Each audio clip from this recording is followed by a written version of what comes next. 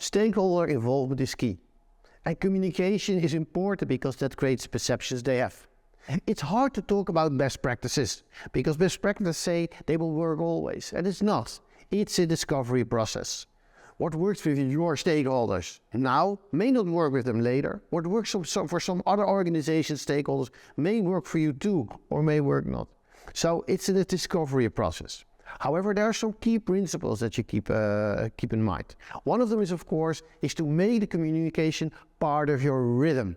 You will have a quarterly rhythm, maybe for your portfolio, for your PIs. You have a sprint rhythm of 2 weeks, but make sure that your stakeholder communication is part of that rhythm. So you don't do it ad hoc, you put it into your rhythm. For example, by making a end of sprint report, or making an end of sprint video about the value that's being created, or inviting your stakeholders to join your PI events so they can help you make the trade-off decisions that you make during such events.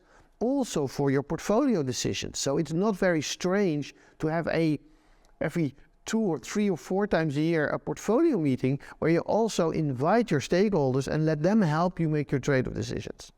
The most important part, however, is to put them into your rhythm. Let them join the effort that you make so that they are, let's say, not just informed, but they are part of the communication. It's a two-way communication. And if you update them, if you tell them what you have achieved, make that report, make that communication based on outcomes, on impact. So don't talk about what you deliver, don't talk about the outputs that would show what it brings. Talk about value, talk about actually delivered impact, because that's what the stakeholders are interested in. Output is for you, outcome is for them.